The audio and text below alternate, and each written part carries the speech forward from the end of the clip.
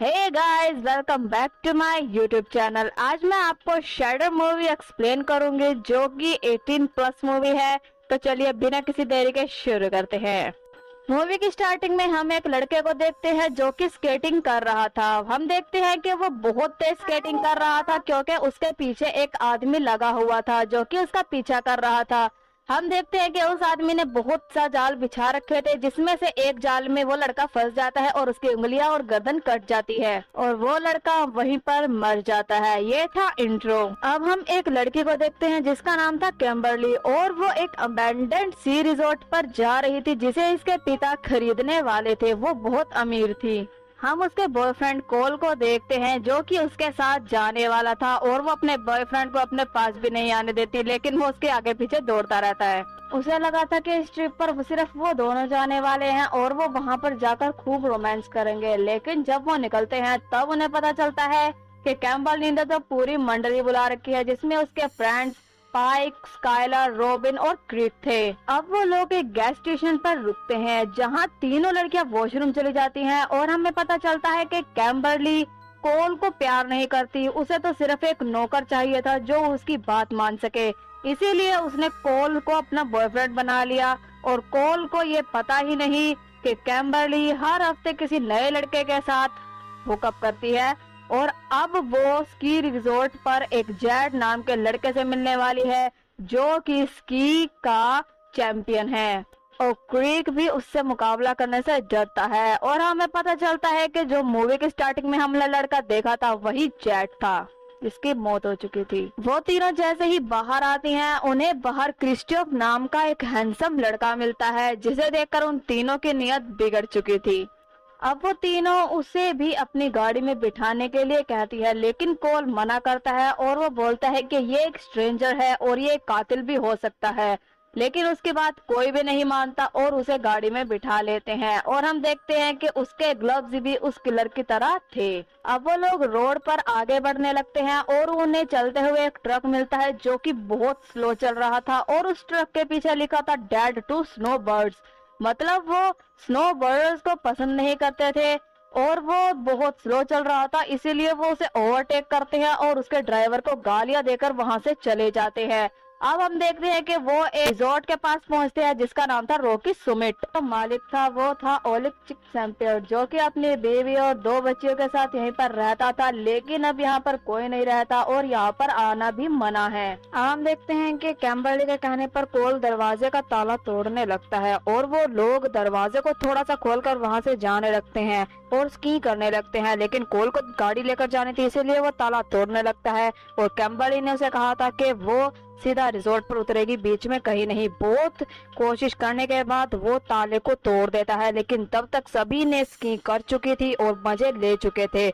हम देखते हैं अब क्रिस्टन को कुछ फ्लैशबैक आते हैं और वो गिर जाता है। रॉबिन के पूछने पर वो उसे कुछ नहीं बताता। हम देखते हैं स्काइलर एक पेड़ के पीछे बाथरूम कर रहा था जैसे एक लड़की स्की करती हुई दिखती है और वो उसके पीछे जाने लगता है। वो उस लड़की को बहुत ढूंढता है लेकिन वो उसे नहीं मिलती। हम किलर को देखते हैं जो उन सब पर नजर रख रहा था। कोल गाड़ी लेकर वहां पर आता है और हम देखते हैं कि सभी लोग स्की कर कर वापस आ चुके थे। उन्हें वहां पर एक बैग मिलता है जो कि वो नहीं जानते किसका था। कोल सामान तार रहा था तभी उसे कैम्बरली कहती है कि जाकर सबके खाने का इंतजाम करो। वो क्रिस्टोफ को अपने साथ आने के लिए कहता है लेकिन वो उसे मना कर देता है और बोलता है कि मैं यहीं पर रुकूंगा। स्काइलर उसके साथ जाता है और वो एक लोकल बार में चले जाते हैं जहां पर उन्हें एक बर्ड नाम का पुलिस वाला मिलता है जो उन्हें कहता है कि कहीं जाना लेकिन उस रिजॉर्ट में कभी मत जाना। वो उन्हें बताता है कि वो रिजॉर्ट एक हॉन्टेड जगह है जहां पर बहुत लोगों की मौत हो चुकी है, लेकिन वो लोग उसकी बात को इग्नोर करते हैं।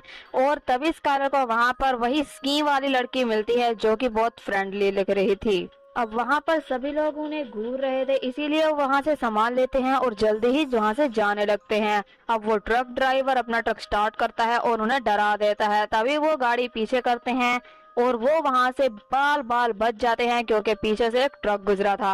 अब हम देखते हैं कि वो लोग रिजॉर्ट पर आ चुके थे और दारू पीकर मौज मस्ती कर रहे थे। तभी कोई गेट पर आता है और कैम्बरली सोचती है कि चैड है, लेकिन वो शेरिफ निकलता है और वो उन्हें अरेस्ट करने आया था, लेकिन वो तीनों उसे अपने माया जाल में फंसाने लगती हैं और सोचती हैं कि अब तो काम बन गया। अब कोल वहाँ आता है और उस पुलिस वाले को पैसे देकर वहाँ से रवाना करने लगता है। वो पुलिस वाला उन्हें कहता है कि यहाँ से सुबह होने तक चले जाओ, क्योंकि यहाँ पर एक किलर है जो सभी को मार देता है और वो अभी तक पकड़ा नहीं गया है। लेकिन वो तीनों उसे वहाँ से भगा देते हैं और तीनों वहाँ पर बात करते हैं कि कैम्बरली ने उन्हें किसी भी किलर के बारे में नहीं बताया था। तभी कैम्बरली कहती है कि बहुत टाइम पहले जब स्नो बडीज यहाँ पर आते थे तो लोग उन्हें भगाना चाहते थे, क्योंकि बहुत टाइम पहले यहाँ पर एक छोटी लड़की स्की कर रही थी जिसे कि 3 स्नो बर्ड्स आकर परेशान करने लगते हैं और वो लड़की घबरा कर गिर जाती है, जिससे वो मर जाती है। लेकिन हैरानी की बात यह थी कि स्नो बर्ड्स भी गायब हो चुके थे और उस लड़की की आवाज रोने की आज भी यहाँ पर पहाड़ों में सुनाई देती है। बस यही वजह थी कि ये स्नोबर्ड के लिए बंद हो चुका था। मतलब कैम्बरली यहाँ पर घूमने नहीं आई, यहाँ का जायजा लेने आई है ताकि वो अपने पिता को जाकर सच्चाई बता सके और वो इस जगह को खरीद सके। इसीलिए वो अपने फ्रेंड्स को लाई है ताकि वो यहाँ का अच्छी तरह जायजा कर सके। अब वो सभी लोग बात कर ही रहे थे, तभी वहाँ पर रोबिन चिल्लाने लगती है और उसे बाहर कोई दिखा था।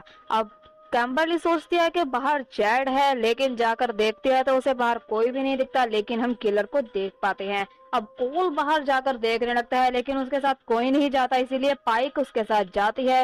वो लोग वहाँ की जनरेटर को ऑन कर देते हैं और पूरा पहाड़ जगमगाने लगता है और वहाँ की ट्रॉलीज भी चलने लगती हैं। अब वो लोग एंजॉय करते हैं और सो जाते हैं। हम देखते हैं कैम्बरली तैयार होकर क्रिस्टोफन के पास जाने लगती है, लेकिन उसे वहाँ पर वो नहीं मिलता और वो उसे ढूंढने लगती है।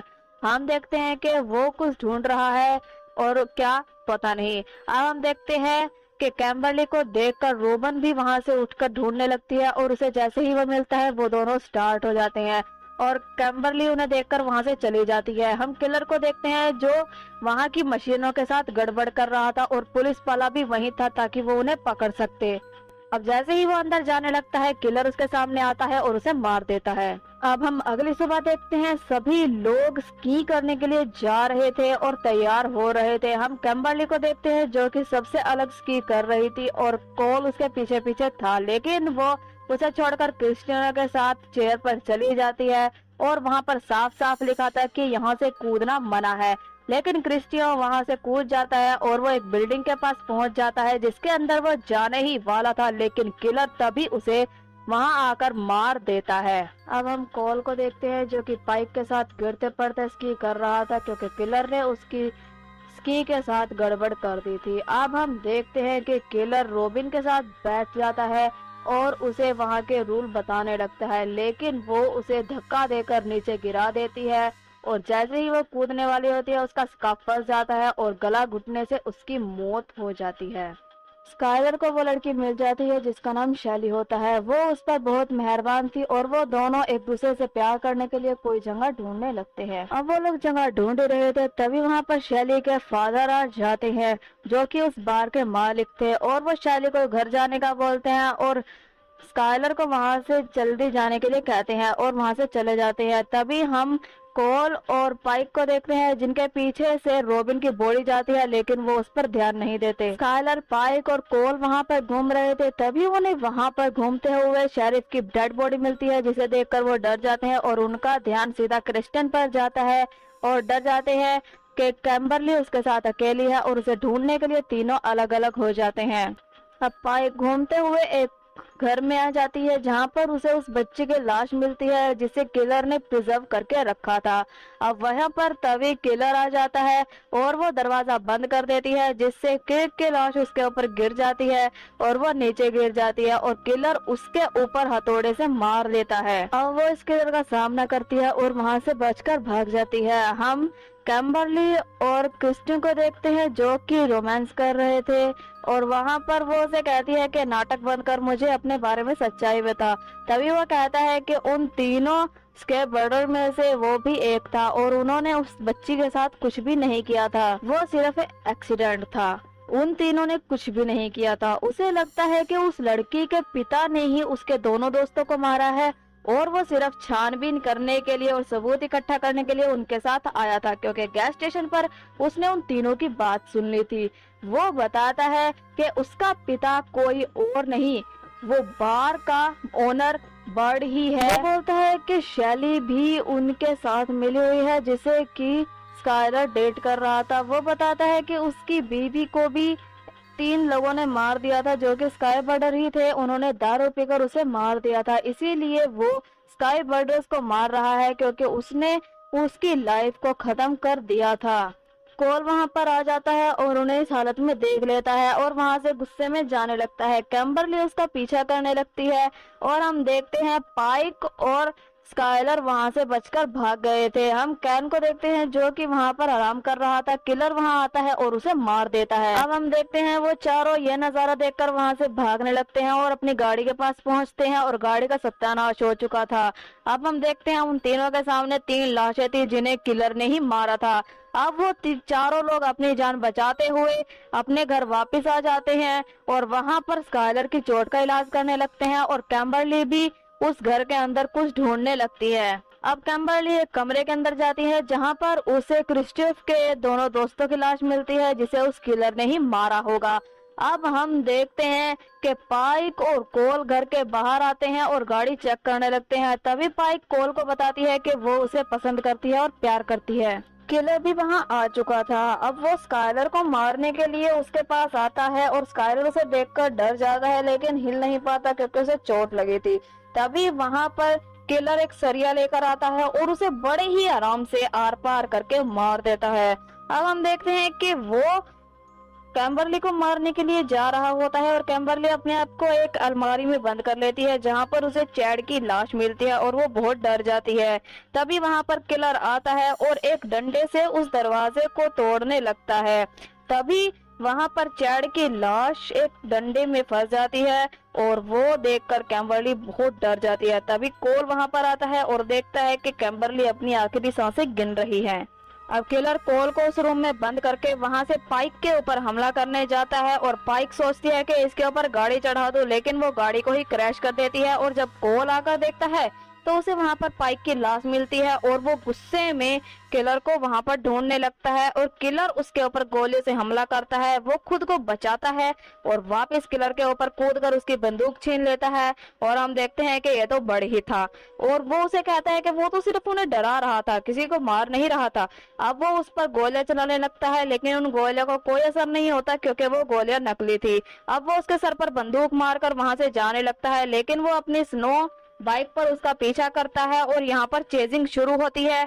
और यहाँ पर देखते हैं कि यहाँ पर कोल नहीं बल्कि वो बाइक वाला ही मर जाता है। अब हम कोल को देखते हैं जो कि टाउन में मदद लेने के लिए आया था। तभी वहाँ पर वो ट्रक आ जाता है जिस पर डैड ऑफ बर्डर्स लिखा था।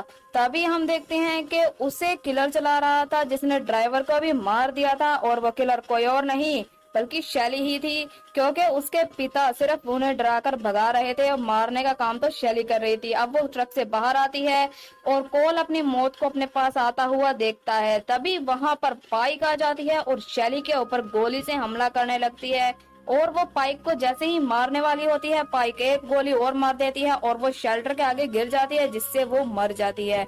अब पाइक ट्रक को बंद कर देती है और कोल की जान बच जाती है। ये मूवी यहीं पर एंड होती है। दोस्तों मूवी कैसी लगी मुझे कमेंट में जरूर बताएं और मेरे चैनल को लाइक, सब्सक्राइब और शेयर करें।